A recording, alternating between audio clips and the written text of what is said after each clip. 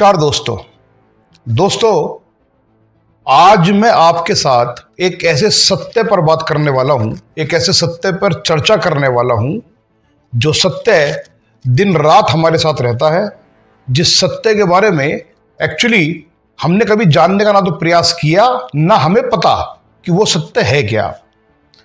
और जिस सत्य को मैं आपके साथ डिस्कस करूंगा आज, इस सत्य की वजह से आज बहुत सारे लोगों ने जो उस सत्य को डीपली जानते थे, जो सत्य के बारे में अच्छे से ज्ञान रखते हैं, उस सत्य से उन लोगों ने अपनी जीवन शैली को पूरी तरीके से बदल कर रखा है। और अपनी जीवन शैली में उन्होंने जिस तरह का जीवन जीना चाहा, उस तरह का जीवन जिया भी है और उन सारी व्यवस्थाओं का आगमन भी अपने जीवन में कराया है जिन व्यवस्थाओं को वो चाहते थे। अगर वो सुख से जीवन जीना चाहते थे तो वो सुख से जी रहे हैं। अगर वो दुख उनके जीवन में आ जाता था तो उस दुख से कैसे दूर होना है वो उसकी भी जानकारी उस सत्य के कारण जानते थे।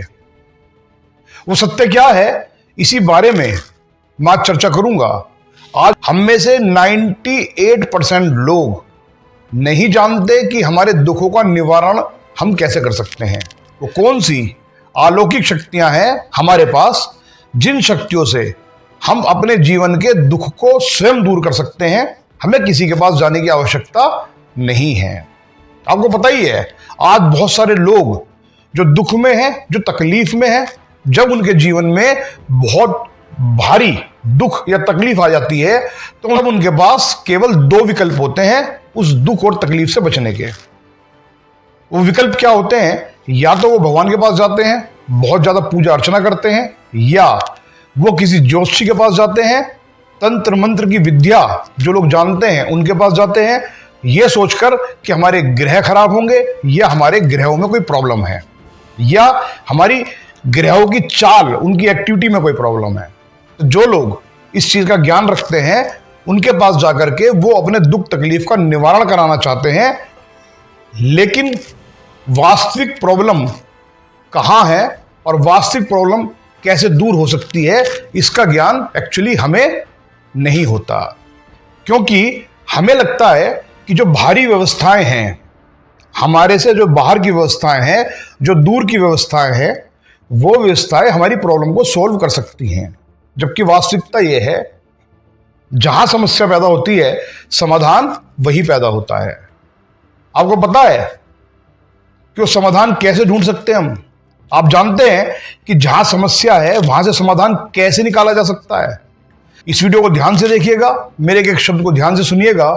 आज हम बात करेंगे कि कैसे आप अपने जीवन में अपनी हर इच्छा को प्राप्त कर सकते हैं, पूरा कर सकते हैं। कैसे आप अपने दुख को सुख में बदल सकते हैं, कैसे आप अपनी हार को जीत में बदल सकते हैं, कैसे आप अपनी असफलता को सफलता में बदल सकते हैं बिना किसी की मदद के। आपको अपने जीवन में थोड़े से बदलाव करने होंगे। अगर आपने वो बदलाव कर लिए तो मैं वादा करता हूं कि आपके जीवन में वास्तव में वो सारी चीजें आपको प्राप्त हो जाएंगी जो आप जीवन में चाहते हैं, जो मैं चाहता हूं, जो और लोग चाहते हैं। लेकिन वो बदलाव होगा कैसे? वो बदलाव ऐसे होगा दोस्तों कि जब हम किसी प्रॉब्लम का सॉल्यूशन ढूंढते हैं और वो सॉल्यूशन हमें मिल जाता है तो प्रॉब्लम रिमूव हो जाती है ऑटोमेटिकली। आज मैं जो आपको बात बताऊंगा वो बात है आपकी प्रॉब्लम का सॉल्यूशन आप खुद कैसे निकाल सकते हो। कैसे निकाल सकते हो दोस्तों? आपको पता है इस संसार में जितनी भी जीवात्मा है, हर जीवात्मा के पास अपनी एक अलौकिक शक्ति होती है। सबसे पहले तो हम ये समझ लें कि इसका हमारी शक्ति से रिलेशन क्या है। इसका हमारी शक्ति से ये रिलेशन है दोस्तों कि हम एक्चुअल में जो दिख रहे हैं वो हम नहीं है। हम तो वो जीवात्मा है जो एक्चुअल में हमारे अंदर है। हमारे अंदर से मतलब शरीर के अंदर है। आपको हो सकता है मैं दिख रहा हूं, मेरा स्वरूप दिख रहा हो, लेकिन ये मेरा स्वरूप नहीं है। मेरा स्वरूप है वो जो आपको नहीं दिख रहा। और इस सत्य को वही जान सकता है जो इस स्वरूप को जान लेता है।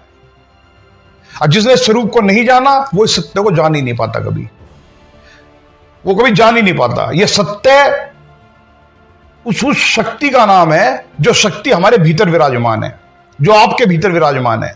जो आपके अंदर विराजमान है और जो संसार के हर जीव के अंदर विराजमान है, चाहे वो जीव पानी के अंदर रहते हो, चाहे वो जीव अग्नि में हो, चाहे वो जीव वायु में हो, चाहे वो जीव पृथ्वी में हो, चाहे वो जीव जमीन में हो, चाहे वो मिट्टी में हो, चाहे वो खाद्य पदार्थ में हो। हर जीव के अंदर वो शक्ति विराजमान है जिस शक्ति के बारे में इस संसार का कोई जीव जान ही नहीं पाया आज तक।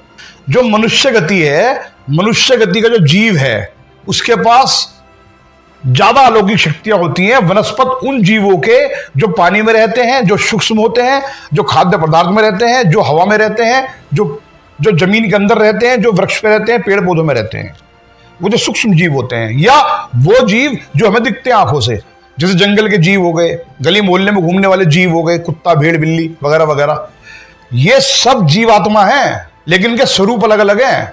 सबके पास शक्तियां हैं, लेकिन इनके पास वो अलौकिक शक्तियां नहीं है जो अलौकिक शक्तियां एक्स्ट्रा मनुष्य गति में मिली हैं। वो अलौकिक शक्तियां क्या है? वो अलौकिक शक्तियां हैं जो मनुष्य गति का जीव है, उस जीव के पास ज्ञान है, समझने की शक्ति है। उस मनुष्य गति के जीव के पास वो सारी शक्तियां हैं जिससे वो अपना अच्छा बुरा भला सोच सकता है। लेकिन क्या एक कुत्ते के पास, क्या एक जंगली जो जीव होते हैं, शेर बकरी बिल्ली हाथी घोड़ा वगैरह वगैरह वगैरह, या सूक्ष्म जीव, उनके पास आदमियों जितना ज्ञान है, मनुष्य जितना ज्ञान है? नहीं। क्यों? क्योंकि उनके पास वो शक्ति नहीं होती। इसका पीछे कारण क्या है? ऐसा क्यों है? ऐसा क्यों है?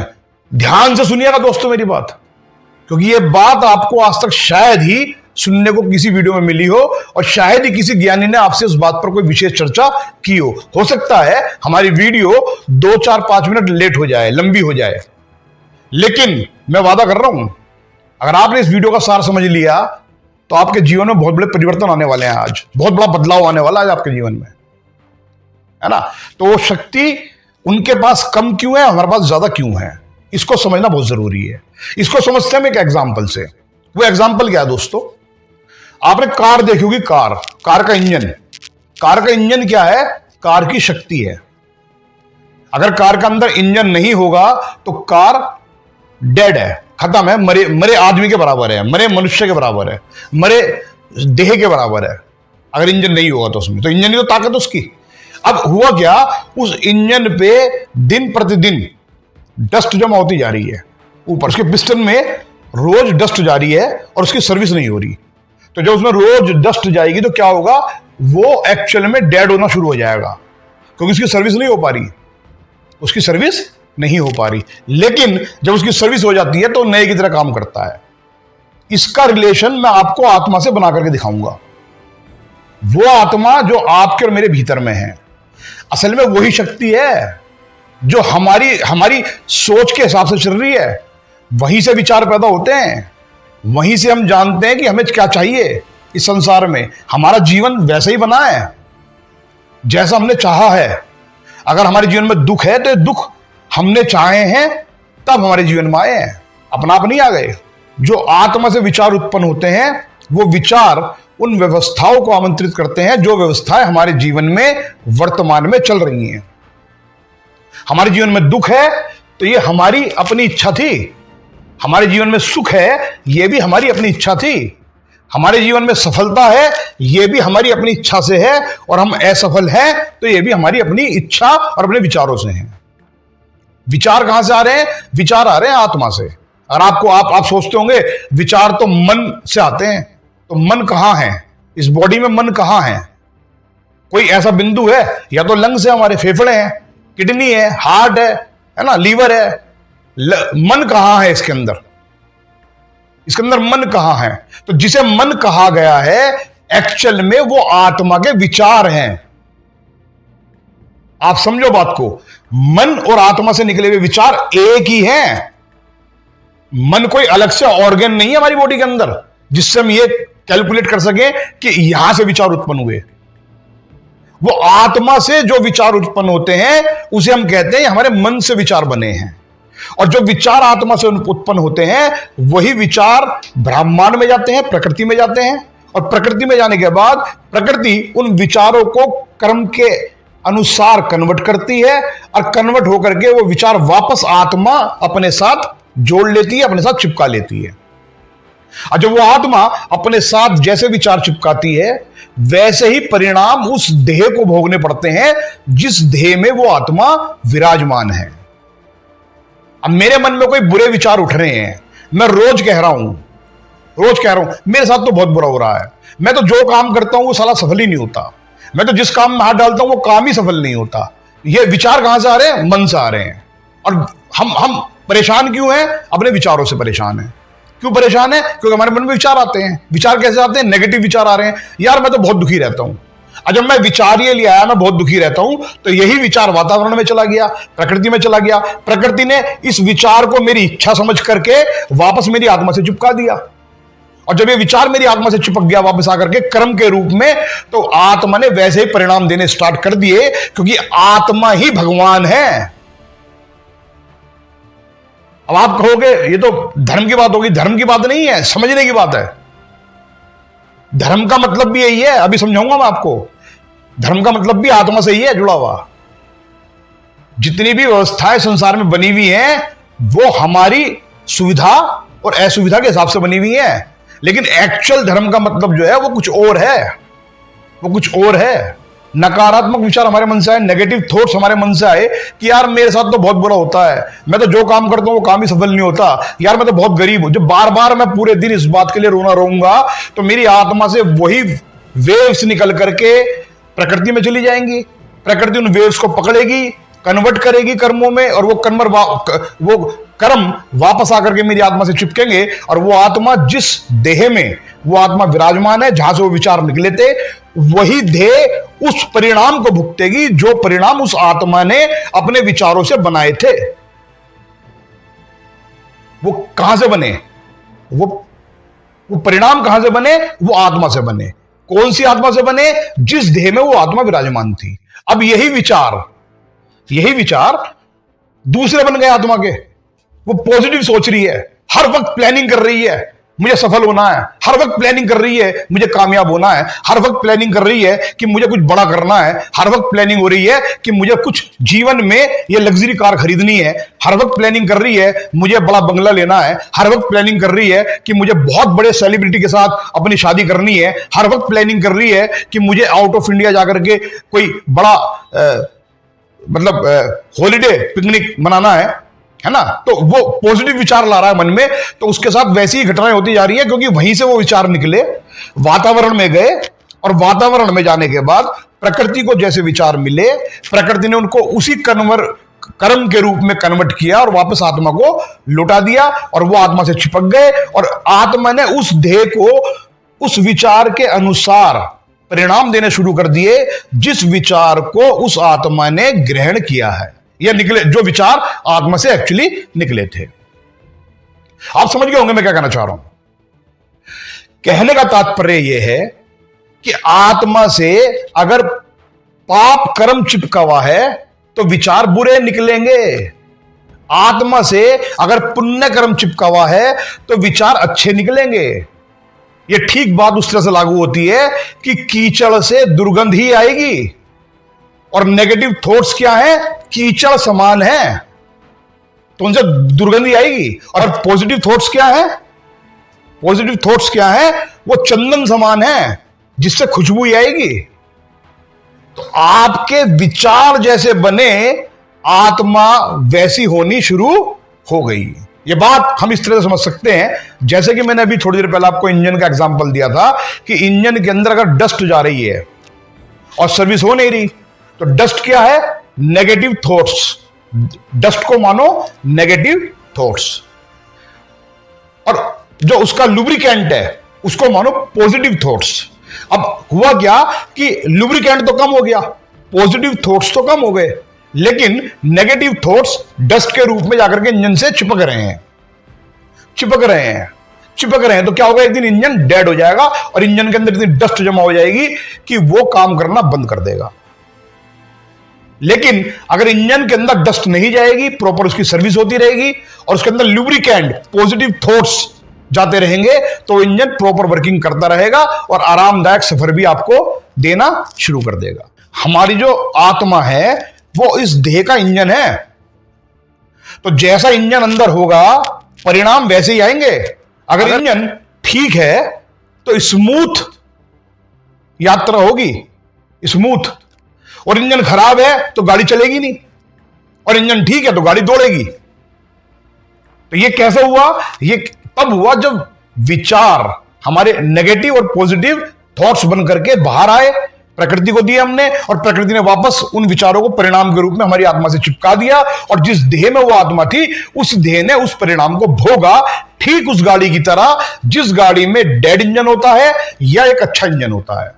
डेड गाड़ी में डेड इंजन होगा तो गाड़ी डेड ही कहलाएगी, चलेगी नहीं, खड़ी रहेगी, मृत समान देह के, मृत समान देह के। और जिस गाड़ी में इंजन ठीक होगा वो गाड़ी दौड़ेगी, ठीक एक जिंदा आदमी की तरह, एक जिंदा जीव की तरह, एक जिंदा जीव की तरह।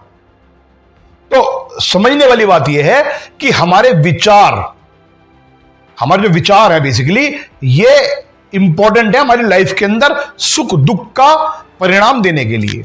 और ये विचार कहां से आए? विचार है आत्मा से। और आत्मा अगर अशुद्ध है, अशुद्ध है तो अशुद्ध क्यों है? क्योंकि कर्मों के परिणाम ने उसको अशुद्ध कर रखा है। और वो कर्मों के परिणाम क्यों बने? क्योंकि हमारे विचार, द्वेष, कषाय मन में भरी पड़ी है, लालच भरा पड़ा दुनिया भर का, है ना। मन में किसी ने गलती से टक्कर मार दी गरीब ने तो उसका सिर फोड़ने को तैयार हो गए। यार कोई आदमी सड़क पर चल रहा है जो आपको जानता भी नहीं, कभी विचार तो करो, अगर उससे अचानक टक्कर लग गई तो उसकी कोई आपकी दुश्मनी थोड़ी ना थी, कुछ तो कारण ऐसा बना उसके साथ जिसकी वजह से वो डिसबैलेंस हुआ, जिसकी वजह से वो बेचारा संभाल नहीं पाया चीजों को। भाई एक आदमी कोई ऐसी गलत एक्टिविटी कर करके वाहन चला रहा है तो बात समझ में आती है, लेकिन जो व्यक्ति बिल्कुल ठीक ठाक है, होशो हवास में है, पूरी तरह स्वस्थ है अपने दिमागी रूप से, अगर उससे अचानक आपके साथ साइकिल का पहिया टकरा गया तो उसकी इंटेंशन भी तो नहीं है, सोचो ना, ये भी तो सोचो कि उसकी इंटेंशन ही नहीं है। लेकिन हम जिस माहौल में, जिस संगत में है, वो संगत हमें सिखाती है कि दबो मत, दबो मत, ईंट का जवाब पत्थर से दो। ये नहीं सिखाती कि इसके परिणाम क्या होंगे, वो व्यवस्था ये नहीं सिखाती कि इसका परिणाम क्या होंगे, वो व्यवस्था ये तो सिखाती ईंट का जवाब पत्थर से दो। तो वो क्या हुआ? हमने कषाय करी, कषाय करने के बाद एक ऐसे व्यक्ति के ऊपर हमने एलिगेशन लगा दिया जो व्यक्ति नहीं चाहता था कि हमसे टकराए, लेकिन उसकी परिस्थिति ऐसी बन गई कि किसी ने साइड मार दी या कुछ और कारण बन गया, पत्थर पे गाड़ी चढ़ गई जिसके हिसाब से टकरा गई, है ना। मेरे साथ ऐसे इंसिडेंट बहुत हुए हैं, बहुत हुए हैं, लेकिन यकीन मानिएगा मैंने कभी भी पलट करके इस तरह की चीजें नहीं की। मैंने सिचुएशन को देखा, देन मैंने रिएक्ट किया। तो मैंने प्रैक्टिकली अपने जीवन में अपनी आत्मा की शक्ति को पहचानने का प्रयास किया है और पहचाना भी है। इसलिए मैं कह रहा था आपसे शुरुआत में कि जो मैं दिख रहा हूं वो मैं हूं नहीं, क्योंकि जो मैं बोल रहा हूं वो मेरा देह नहीं बोल रही, मेरा शरीर नहीं बोल रहा। ये सारा ज्ञान आत्मा का है, ये सारे शब्द आत्मा के हैं, लेकिन माध्यम कौन है? ये देह है। ये मस्तिष्क ज्ञानी नहीं है, ये जबान ज्ञानी नहीं है, ये जबान स्वाद नहीं लेती, न ये मस्तिष्क ज्ञान फेंकता। अगर ये मस्तिष्क और जबान स्वाद ले सकती, ये मस्तिष्क ज्ञान उत्पन्न कर सकता अपनी ताकत से, अपनी शक्ति से, तो मृत्यु के बाद क्यों नहीं करता? विचार तो कीजिए, मृत्यु के बाद ये डेड क्यों हो जाता है? क्योंकि जो एक्चुअल में शक्ति थी अंदर वो तो देह छोड़ चुकी ना, जहां से ज्ञान उत्पन्न हो रहा था, जो बेस था एक्चुअली इस बॉडी का बेस। मैं एक्चुअली ये बात पता है आपको आपकी भाषा में समझा रहा हूं, क्यों? क्योंकि बहुत सारे लोग आध्यात्मिक बातों को नहीं जानते, लेकिन इस आध्यात्म से हमारी पूरी लाइफ जुड़ी हुई है। हमारे जीवन में एक एक दुख जो आ रहा है वो हमारे कारण से आ रहा है, हमारे विचारों से, हमारे द्वेष से, हमारी कषाय से आ रहा है। हमारे जीवन में जो सुख आ रहा है वो हमारे विचारों से आ रहा है। हमने अपने अपने विचार कैसे बनाए, उससे हम सुख दुख भोग रहे हैं। तो ये जो ज्ञान पर आप सुन रहे हो, ये जो जबान आप शब्द सुन रहे हो, ये जो शब्द आप सुन रहे हो, ये शब्द मेरे नहीं है, ये मेरे से मतलब इस देह के नहीं है, ये आत्मा के ज्ञान से प्रकट हो रहे हैं। ये आत्मा के ज्ञान से प्रकट हो रहे हैं जो मैं आपको आप तक पहुंचा रहा हूं। ये शब्द अंदर से आ रहे हैं। ये मस्तिष्क जो सोच पा रहा है ये उस आत्मा की शक्ति के कारण सोच पा रहा है। इसका अपना कोई वजूद नहीं है, इन आंखों का अपना कोई वजूद नहीं है, इस जबान का अपना कोई वजूद नहीं है, इन शब्दों का अपना कोई वजूद नहीं है, क्योंकि यह वजूद आत्मा का है। यह वजूद उस जीव आत्मा का है जो मेरे अंदर बैठी है, जो मेरी सबसे बड़ी ताकत है, जो मेरी सबसे बड़ी शक्ति है, और मैं उसे भूले बैठा हूं। और मैं एक्चुअल में उन व्यवस्थाओं पे लगा पड़ा हूं जो व्यवस्थाएं इसका कल्याण कर ही नहीं सकती। इसका कल्याण खुद ही करना पड़ता है। अब जितने भी जीव अलग अलग ज्ञान लेके बैठे हैं संसार में, वो उस कीचड़ समान कर्मों की वजह से लेकर के बैठे हैं जो उनकी आत्मा से चिपके हुए हैं। अगर कोई व्यक्ति का ज्ञान पूरी तरह प्रकट नहीं हो पा रहा तो इसमें नर्वस होने की आवश्यकता नहीं है। समझने की आवश्यकता है कि मेरा ज्ञान प्रकट क्यों नहीं हो पा रहा, क्योंकि आत्मा तो बहुत ज्ञानी है, आत्मा तो बहुत शक्तिशाली है। एक आदमी का ज्ञान ज्यादा प्रकट हो रहा है, दूसरे का कम हो रहा है। क्यों? क्योंकि उसके इंजन की सर्विस हुई नहीं बहुत दिन से, और दूसरे की हो रही है। उसके कर्म कम चिपके हुए हैं आत्मा से, पाप कर्म, और दूसरे के बहुत ज्यादा चिपके हुए हैं, इसलिए ज्ञान खिल ही नहीं पा रहा एक्चुअली अंदर से। कितने भी बादाम खाओ, है ना, कितना भी कुछ खाओ, तो सोचने समझने की शक्ति तो बढ़ जाएगी, लेकिन आत्मिक ज्ञान प्रकट नहीं होगा। सत्य को देखने की व्यवस्था नहीं बनेगी। सत्य कौन देख सकता है? आत्मा। भगवान में और हम में क्या डिफरेंसेस हैं पता आपको? क्या डिफरेंसेस हैं? वो एक्चुअल में उनकी जो आत्मा है वो पूरी तरह से शक्तिशाली है। वो तीनों लोग, चारों लोग, ब्रह्मांड में कहीं भी कुछ भी हो रहा है पल भर में देख सकते हैं, सेकंड भर में, हर वक्त देखते हैं। हर पल उनके सामने टीवी स्क्रीन की तरह वो चीजें चलती रहती है, जो चीजें आप और हम नहीं देख पाते। क्यों? क्योंकि उनका ज्ञान पूरी तरह खिल चुका है। और क्यों खिल चुका है? क्योंकि वो पूरी तरह शुद्ध हो चुके हैं। उन्होंने सारे पाप कर्म हटा दिए अपने ऊपर से, सारे विचार हटा दिए अपने ऊपर से, बिल्कुल शुद्ध आत्मा उनकी हो चुकी है। अभी दूध को देखो ना, दूध को, दूध में देसी घी है लेकिन दिखता है क्या? नहीं। दूध में दही है, दिखता है क्या? नहीं, नहीं दिखता। लेकिन कब होता है वो, कब निकलता है देसी घी? जब दूध को प्रोसेस में डाला जाता है। एक प्रोसेस से गुजरने के बाद वही दूध देसी घी बन जाता है, जो हमें कुछ देर पहले तक दूध दिखाई दे रहा था। इसी प्रकार हमारी आत्मा जब प्रोसेस में आती है विचारों के, तब जितनी ज्यादा शुद्ध होती चली जाएगी उतनी हमारी शक्ति भी बढ़ती चली जाएगी, और हमारे सुख और दुख के परिणाम बनते चले जाएंगे। हमारे विचार वैसे ही बनते चले जाएंगे जैसी हमारी आत्मा का शुद्धिकरण होगा। अगर हमारी आत्मा पाप कर्म के प्रभाव में कम है तो विचार शुद्ध उत्पन्न होंगे, और अगर हमारी आत्मा पाप कर्म में ज्यादा लिप्त है तो विचार अशुद्ध उत्पन्न होंगे, और वो विचार और ज्यादा आत्मा को शुद्ध करेंगे, और ज्यादा शुद्ध करेंगे। कीचड़ को कितना भी क्रीम लिपस्टिक पोतो, कितना भी साफ करो, कितना भी शुद्ध करो, कीचड़ तो कीचड़ ही रहने वाली है। तो ऐसी पाप कर्म है। कीचड़ में अगर आप देसी घी डाल दो, कीचड़ में अगर देसी घी डाल दो तो वो भी कीचड़ हो जाएगा, वो भी कीचड़ हो जाएगा, खुशबू खत्म हो जाएगी देसी घी की। ठीक इसी प्रकार हमारी आत्मा जब कीचड़ से लिप्त होती है पाप कर्म के, द्वेष से, कसाय से, लोभ से, लालच से, जब ये लिप्त होती है पूरी तरीके से, तो इसमें जो छोटे मोटे विचार है ना, वो भी जाकर के कीचड़ हो जाते हैं। जो पॉजिटिव विचार है कीचड़ हो जाते हैं। तो इसके लिए क्या करना पड़ेगा? कीचड़ को साफ करना पड़ेगा। ठीक उसी प्रकार जिस प्रकार हम रोज स्नान करते हैं। स्नान क्यों करते हैं? हम इसलिए स्नान करते हैं ताकि बैक्टीरिया से हमारा शरीर बाहर से फ्री हो जाए, कोई बीमारी ना लगे और हमारे शरीर से बदबू ना उठे, है ना, इसलिए तो धोते हैं। लेकिन कभी विचार किया है कि जो अंदर आपको चला रहा है, एक्चुअल में जो आपका असली स्वरूप है, उसको तो धोने का विचार ही नहीं किया, कभी नहीं किया। और ढूंढ रहे हैं बाहर, सुख है अंदर। हम कहां ढूंढ रहे हैं? बाहर। और सुख कहां है? अंदर। शक्ति कहां है? अंदर। और हम कहां ढूंढ रहे हैं? बाहर। भगवान ने तो व्यवस्था बना दी, भगवान ने तो व्यवस्था बना दी कि मैं सारी शक्ति आपको दे रहा हूं।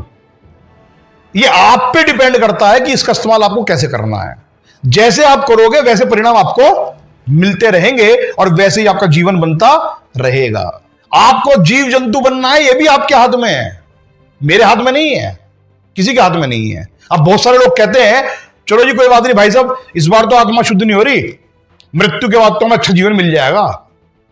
कई लोग कहते हैं, ऐसे सवाल करते हैं, तो मैं उनको एक ही बात कहूंगा कि आपने कार के खराब इंजन को उतार कर और किसी दूसरी नई कार की बॉडी के अंदर रख दिया, तो बॉडी चेंज हुई, इंजन वही है, तो परिणाम भी वही आएंगे, परिणाम भी वही आएंगे। यानी खराब इंजन होगा तो कार चलेगी नहीं, चाहे बॉडी सोने की बनवा लेना। तो जो आत्मा मृत्यु के बाद खराब थी, मृत्यु से पहले जब वो नया शरीर धारण करेगी तो भी तो परिणाम खराब ही आने हैं, क्योंकि बॉडी तो चेंज हुई है, इंजन तो वही है ना, इंजन तो वही है।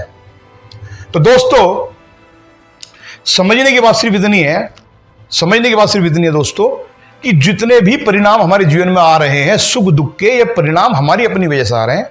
इस परिणाम का कोई बाहरी व्यक्ति निमित्त नहीं है, कोई बाहरी व्यक्ति निमित्त नहीं है। अगर हमारे साथ कोई दुर्घटना हुई तो वो हमारे जो भी कर्म हमारे साथ चिपके हुए थे उन कारणों से हुई, उन कारणों से हुई। हम हमारे पास बहुत धनवान है, हम बहुत धनवान है, तो ये भी हमारे पूर्व के कर्म थे जिनकी वजह से हम धनवान बने।